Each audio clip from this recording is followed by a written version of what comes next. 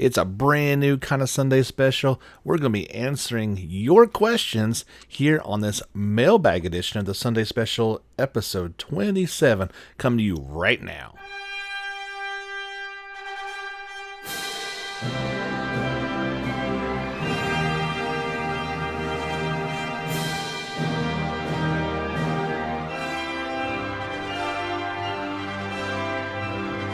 Hello, friends, and welcome into the Sunday Special. My name is James Fisher. Like I said, this is going to be episode 27 of our Sunday series. And like we've said many times before, we like to do something a bit different. And this was kind of a carryover from this week's podcast. I thought I had a short one and asked for some listener questions and ideas, and ended up having a full podcast anyway. So we just said, hey, let's do this show today. So this is a mailbag episode. I don't have a fancy drop or anything for this, so we'll just kind of have some fun with it. Looking ahead, like I said, next Sunday, I was digging through the collection and found my old Suikoden 5 soundtrack, so I think that'd be really fun to look back and listen to that, especially with kind of all the Ueden Chronicles 100 Heroes news coming up here, or has been come out here the past couple weeks. It's kind of having me reflecting on this series, so I think that'd be pretty fun to go back and listen to. And then in 2 weeks from today, we'll be talking to our longtime listener friend Hans, and he will join us and kind of give us a European perspective to gaming and JRPGs in general. But today, we are hitting up the old mailbag, and I'm not really sure where we want to go first with this one.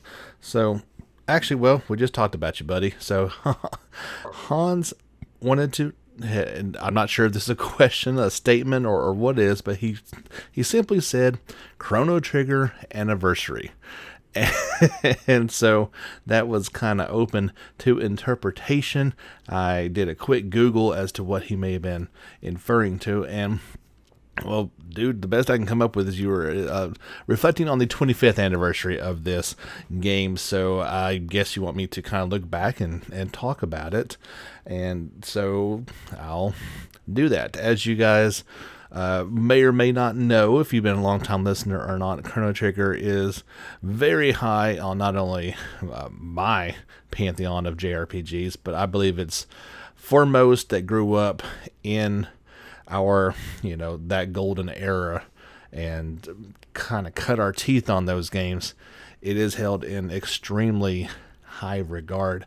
I do believe there is a bit of a disconnect with maybe some younger gamers who, well, shoot, maybe they weren't even born yet in 94, 95, and so they don't quite have that same level of perhaps appreciation. Sure, you can go back and play it, but I believe for myself, growing up and playing that when I did, that is why it is my all-time number one JRPG. To this day, I think you could have some parallels with the storytelling, music, gameplay, overall story, quality of characters, both good guys and bad guys. You could equal perhaps one segment of that. The reason why Chrono Trigger is what it is the combination of all those. It's like the super mega best rock bands of all time, whereas they had the best singer, the best guitarist, the best drummer, the best bass, whatever. It did all those things, and obviously graphics have gotten better since then, but the elements that made Chrono Trigger so special back then not necessarily have been eclipsed yet, because good story is good story. It doesn't matter if it's 25 years ago or today. Gameplay is much the same way. Music, while you've had, you could have something much more rich or full orchestra sound, it's still great music. If you go back and listen to music from the 60s and 70s, it can be just as good, if not better, than stuff that's made today. And, well, let's be honest, in a lot of cases, it's questionable what some music even is nowadays. So that's my reflection on it. I don't foresee a time that's ever going to come that I'm going to say, yep, that's better. They did it. They finally made a better game. I don't know if that's possible. I really don't. I honestly, I dare say you could lock the same people who made the game in a room and tell them to make a game today, and they still may not be able to eclipse what they did back then. It was just so special. And yeah, obviously you can make a better looking game, but it's going to be really hard to do that. Now, obviously we got Chrono Cross, and there's been a long line of speculation as to if we get another game. At this point, I don't think I even want another one. I think let's just let it lie, let it sit there, and I don't even know if I would really want them to try to remake it either. I don't think it would work.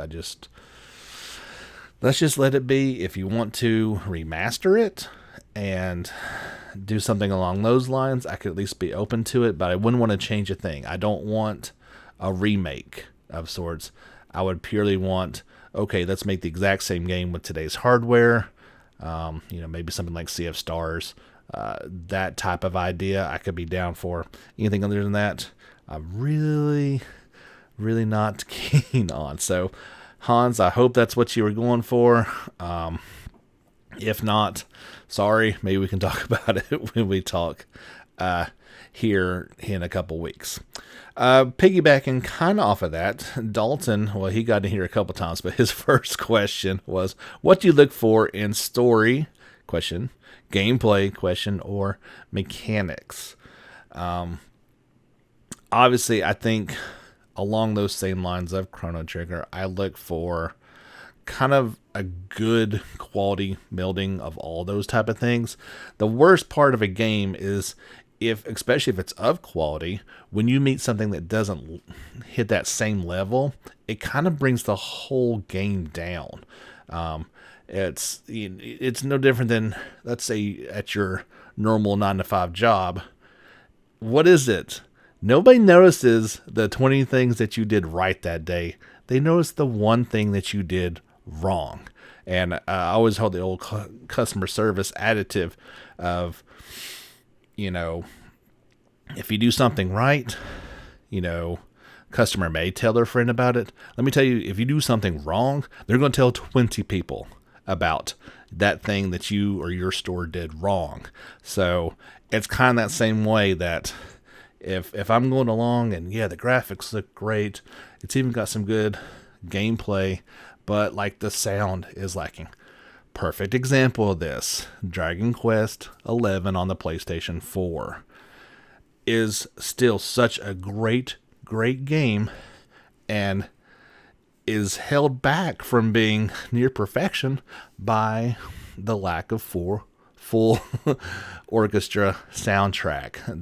That decision that they made for Lord only knows what reason really held that back. So what I look for, I don't think, and he didn't even mention this, but graphics aren't that important. That just makes it that much better.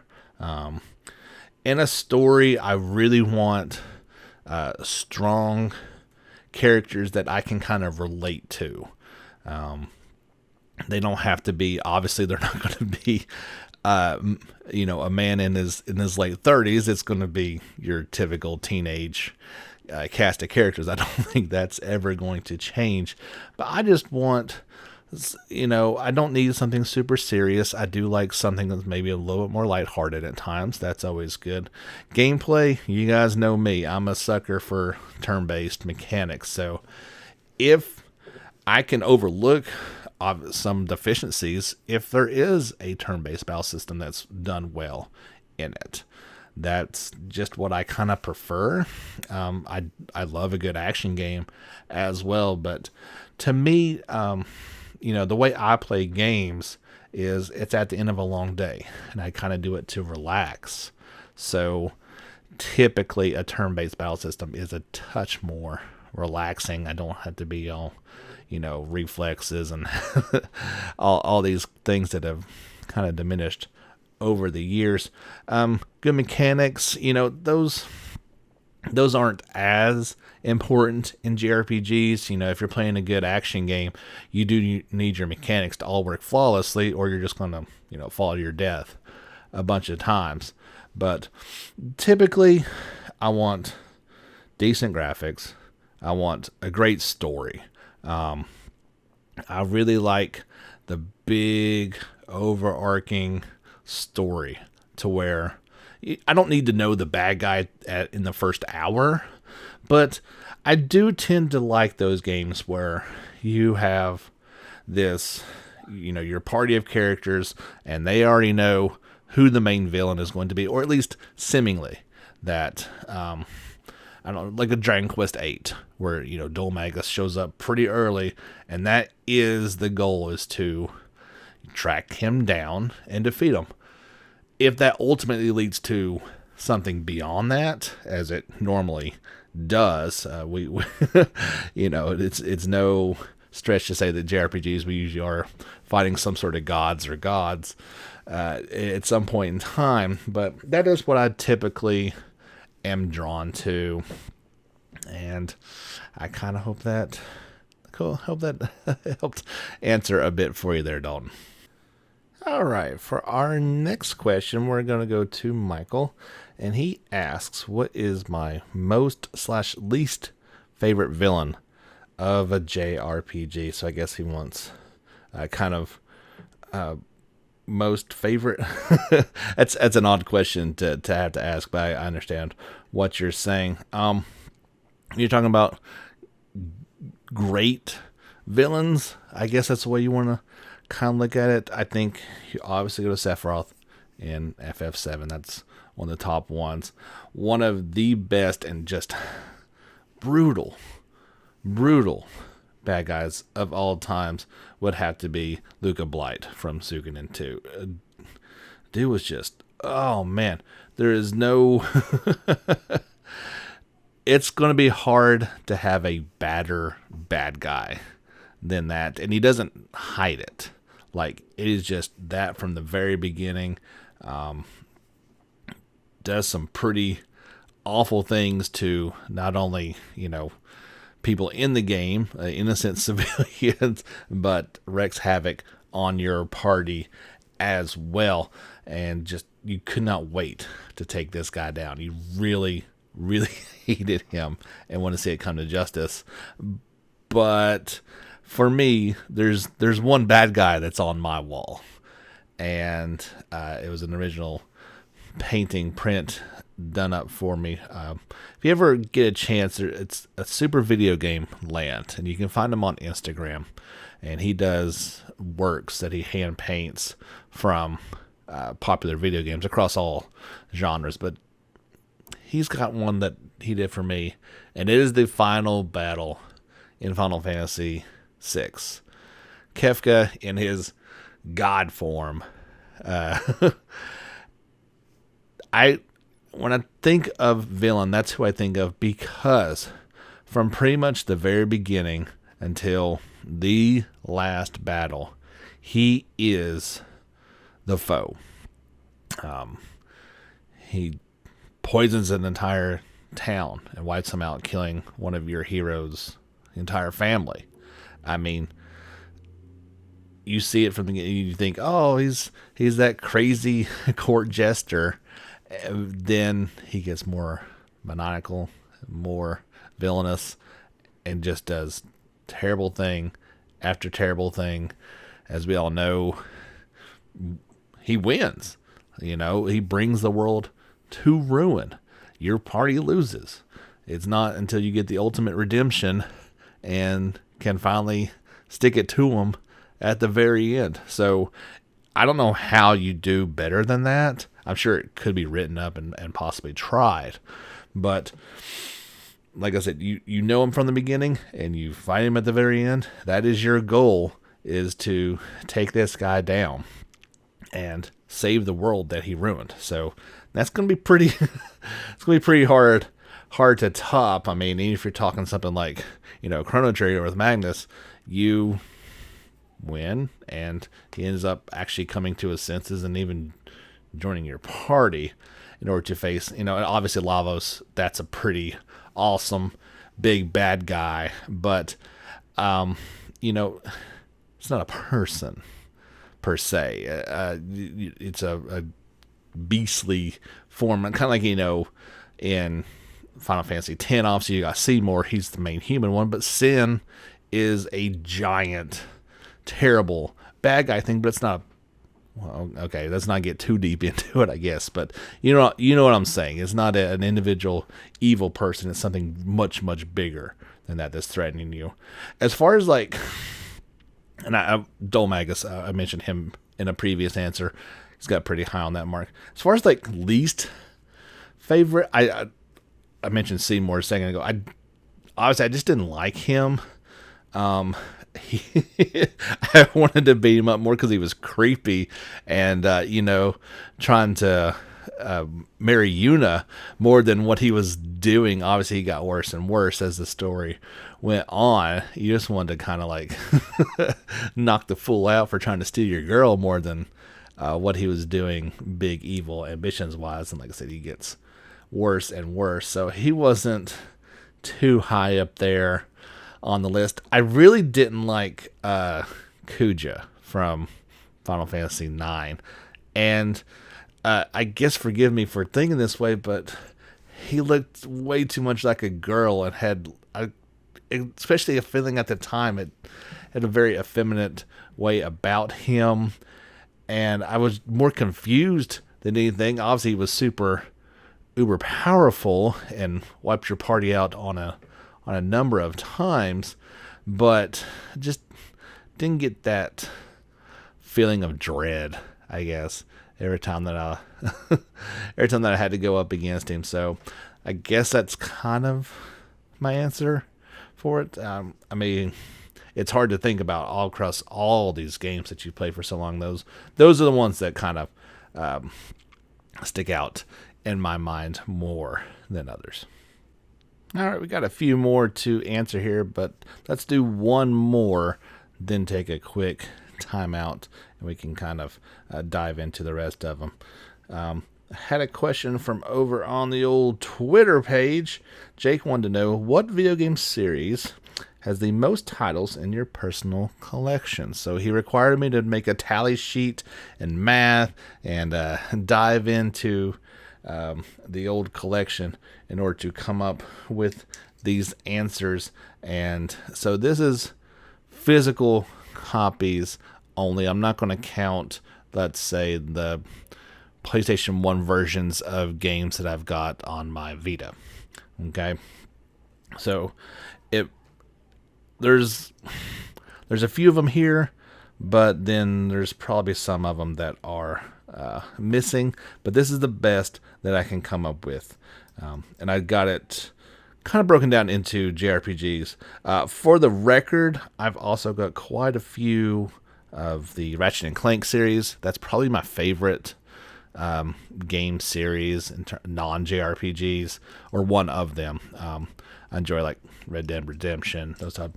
The other one I've got probably near the most, well, not most, but I've got pretty much all the Grand Theft Autos from Part 3 on. I very much enjoy that franchise and have bought it multiple times with Part 5, and probably will again on PlayStation 5.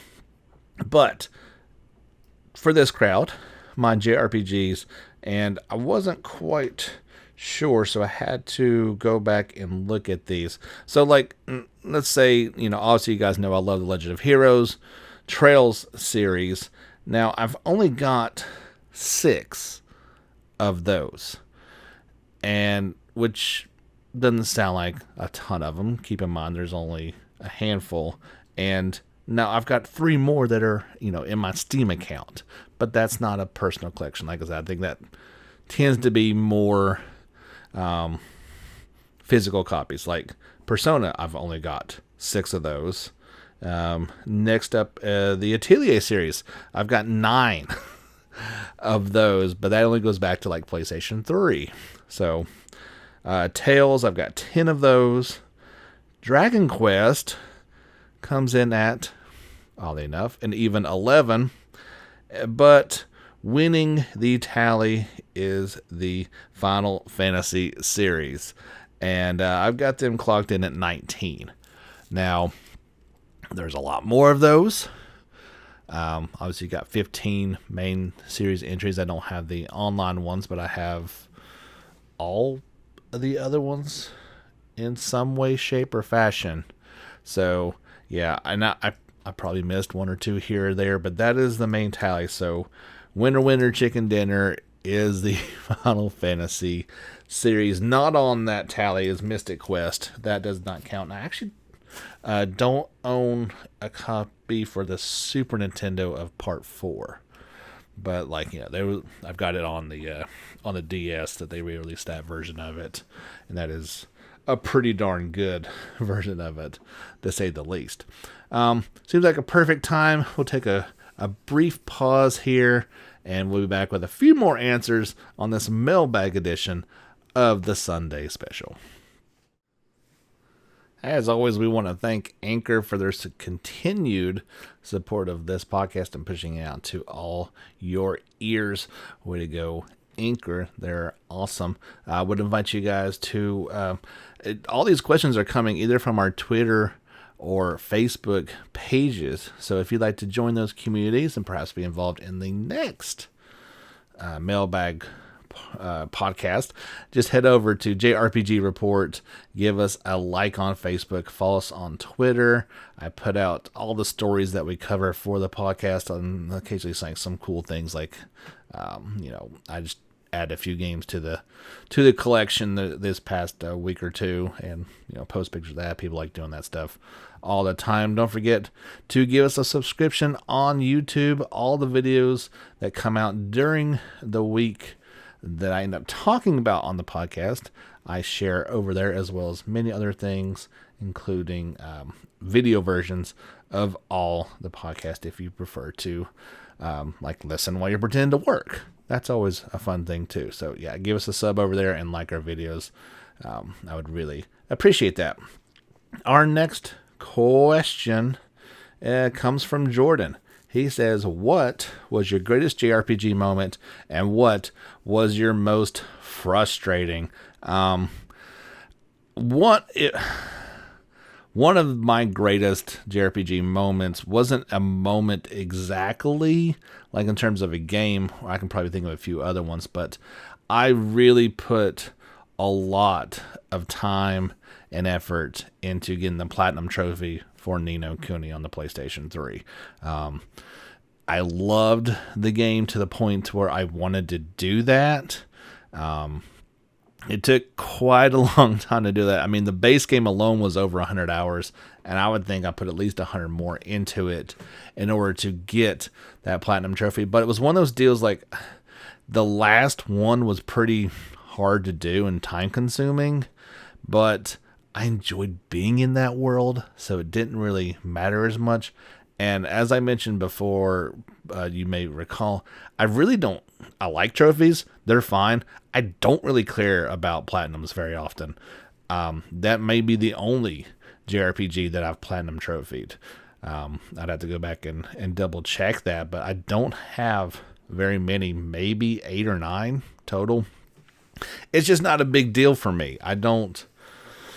It's cool, but for that game, that meant a lot to me to try and go and do.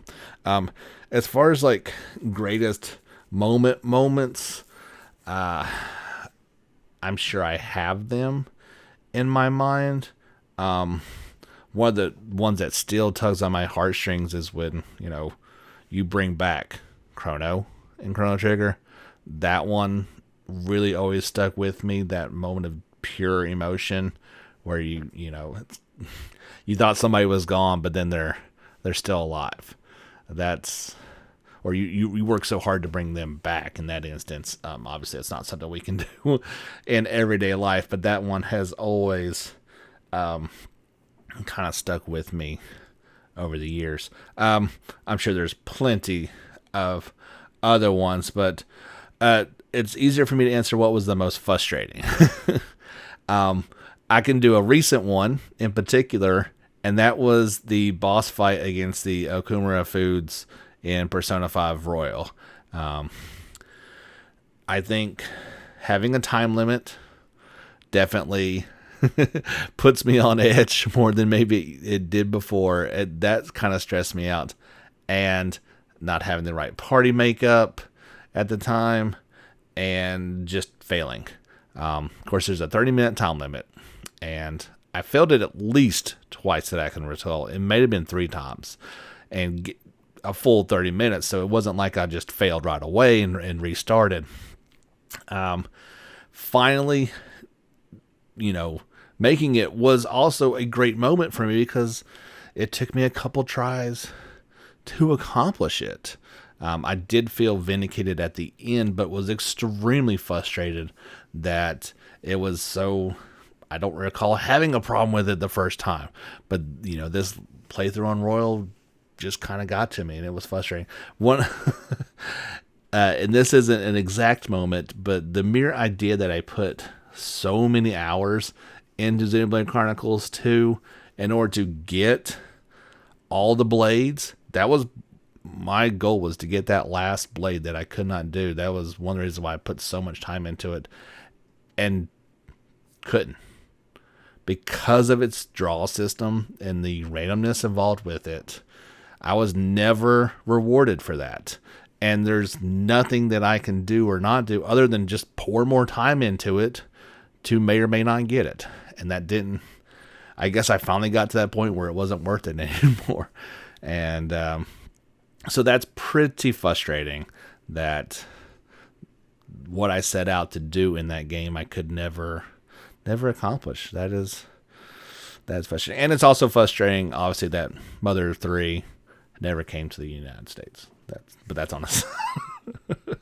That is a side argument and frustrating thing for perhaps another day. And Nintendo, either make us a new one or get on with it, because they haven't killed it. Like, it still pops up in random references and stuff. It's not like some of these other old JRPG genres where the companies are out of business or they just don't want to make them anymore. Nintendo can do it if they want to.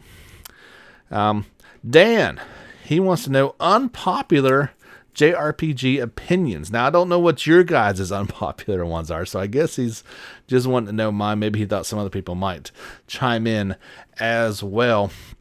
My most unpopular JRPG opinion has to be the fact that I can't stand Pokemon. There's a lot of people who love it. Obviously, I still cover it for the podcast. As you can probably tell, I don't cover it in depth. Like, there's no deep diving on Pokemon here. And yes, I completely understand Ni no Kuni has many elements similar to Pokemon. Yeah, got it. Argument made. Carry on. Don't like it. I played it once back in the day and have watched it several times. It's not something that's going to change. There's plenty of hundreds of millions of people who have bought it. It's the best selling for a reason. They continue to still sell well. You don't need me on board with that. That is one of the things I do kind of generally do in life. The more popular something is, the more I tend to go away from it, unless it's NFL football, and then I'm all in. But I guess is it unpopular to say that I still like turn-based battle systems? Seems to me that we keep going away from that, although there are plenty of great ones that are carrying on that torch and finding ways, i.e., Dragon Quest or Persona and Trails. They have found ways to innovate those battle systems and make them work extremely well to keep the strategic elements involved in it. Is it unpopular to say I still like grinding and and carrying on. I don't like pointless grinding. And then if you even go full effect, like something like the new Paper Mario, where your battles really don't matter as much, that's a little different. But I still don't mind a good grind if it's required to get to that next area. Although going into a fight kind of a little under-leveled poses that more of a challenge. And if you die, you know that you needed to go and do a bit more. I'm sure there's plenty of other unpopular ones. I have got to the point where I don't like the random battles as much, but I do, I think seeing an enemy on the screen is the least that we could ask of these uber powerful systems. It makes a lot of sense. That's just me. Trying to think if there's anything else that I don't really know. I guess that's probably most of it. I'm sure I'll think of some other ones. Maybe I can throw back out there for next time. But thanks for your question, Dan. I guess I do know one other unpopular one that I have, and that's that I enjoyed Star Ocean 5. I know there's so many people that did not like it. I think I was one of the very few that actually enjoyed it. Obviously, I understand why people would not like it, and that's okay. That's always been one of my, okay, maybe this is unpopular, that because you don't like something, that means everybody else has to not like it. No, that's what opinions are. And there's no right or wrong opinions. Now, you can have ideas that are certainly not not popular and may even be wrong in some minds, but as long as they are ideas, there's nothing wrong with it. Now, if your ideas are wrong and then you carry them out into actions that are wrong, i.e. against the law, infringing on other people's rights, that's when the problem is. But freedom of thought and opinions are okay, and they should be embraced. And those, we can debate our opinions and then come together on what brings us together, i.e. this community and our love of Japanese role-playing games. Okay, so I had to throw that one out there. That one did kind of pop into my head there at the very end. We've got one other comment, and it's, was it 3 questions? Yeah. Dalton hit me up with a 3-pack of questions here for our last little bit, and I've kind of answered a few of these already, but I'll kind of just throw it all in here. So he says, we'll kind of dissect this question by question. What constitutes a great JRPG to you? And the easy answer nowadays is, does it have the Legend of Heroes in the title to it? Because by and large, that is kind of what I'm looking for.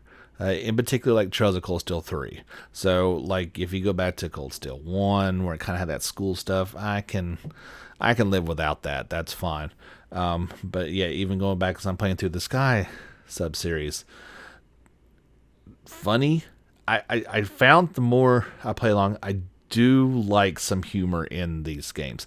That even if it's a super serious game, characters and moments of just funny need to be thrown in there. In particular, like in the Sky series. So every single treasure chest that you open up, once you get that item out, there's still an exclamation point over the empty chest.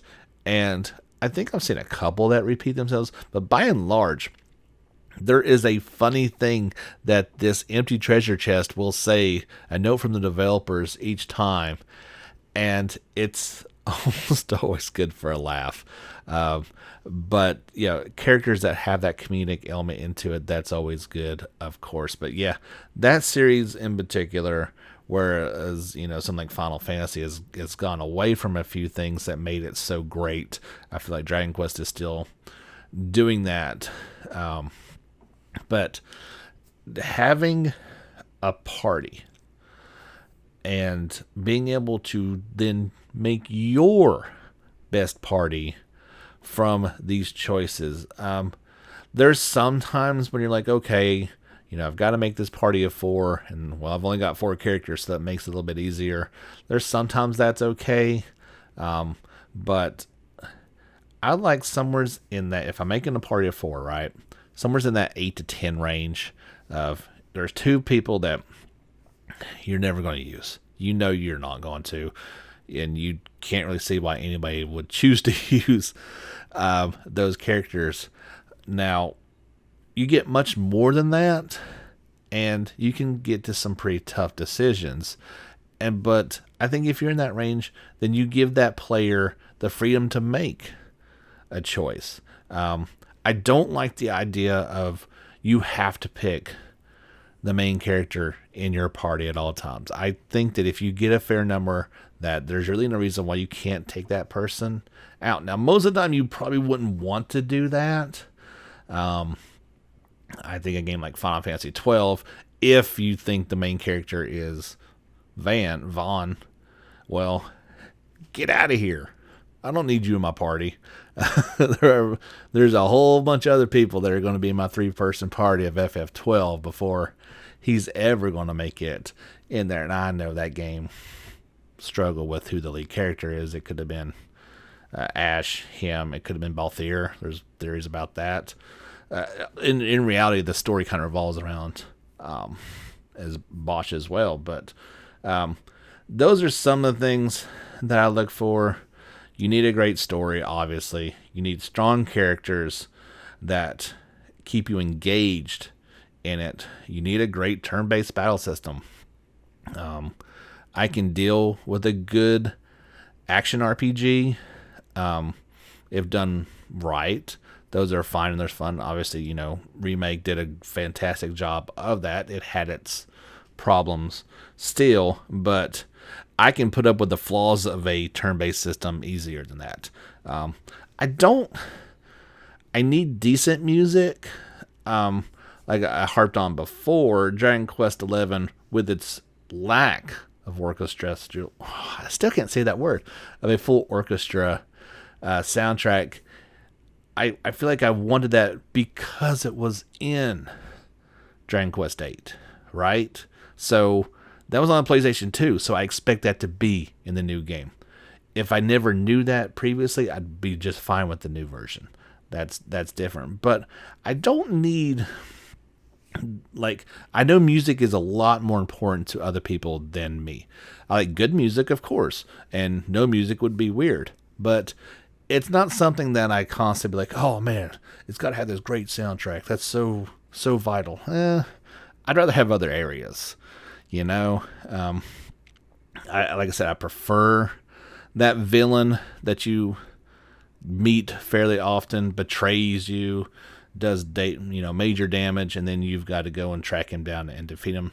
That's always pretty cool. So, JRPGs have this, you can bundle them and they're kind of the same thing over and over again, but that's kind of why we play them as well. We don't need something revolutionary every time. We need some evolutions and to get better at that formula.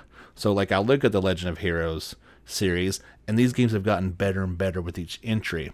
And then I look at something like the Atelier series, which finally took all these years and titles and then finally kind of got it right with Ryza. And they made a much stronger product. Then you think of something like Final Fantasy, which has struggled here recently. And it's going to be telling to see what the future holds for that. And that kind of answers his next question of what elements do you look for and rejoice over.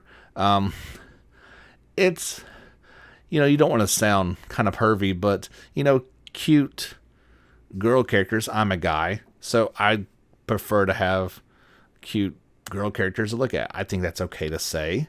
If you are a female gamer, you probably want to have good-looking guys to look at for this entire 100-hour experience or whatever, right? Do they make do the cute ones make it into your party more often than not? Yeah, probably. Okay, that's definitely an idea in JRPGs is we like cute characters, make them overpowered, and put them in our party. That is just fine and dandy. Obviously, I rejoice over a good turn-based battle system. That brings joy to me. That is something that I look for. That is, I will immediately glance at that type of game more so than others. He asks also, what are some of the tropes that you absolutely hate that seem to become more commonplace these days, if any? I don't really know. There's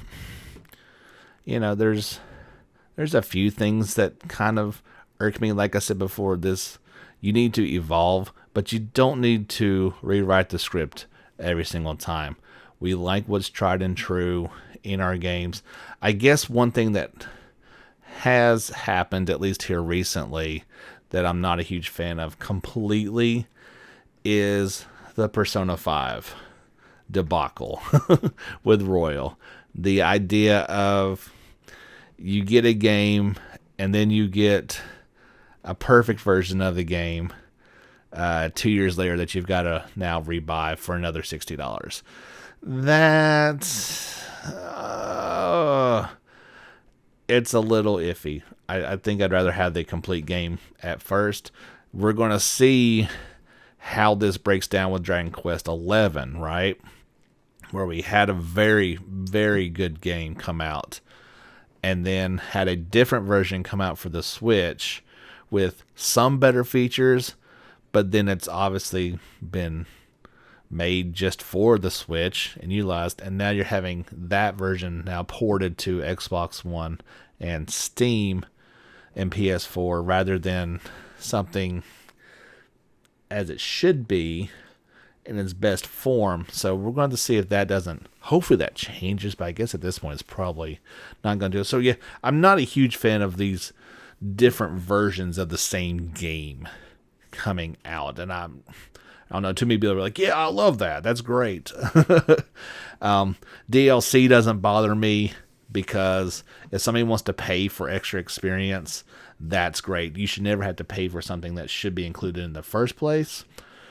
I didn't like what they did with 15. I didn't like the game to begin with necessarily, and I certainly didn't like that it was broken when it came out. Do not release a game until it's ready to come out. We are a patient people. We have to be with this genre.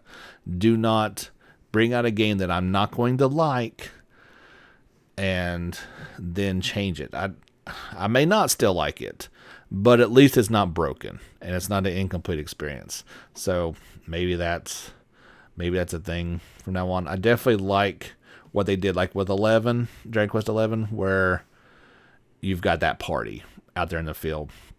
So maybe that would be some. It's funny because they did that in like Legend of Heroes Trails in the Sky. You had all 4 members, but then in the newer ones, it's just usually Rain or one character on screen at a time. I do like seeing my party of 4 out there at all times.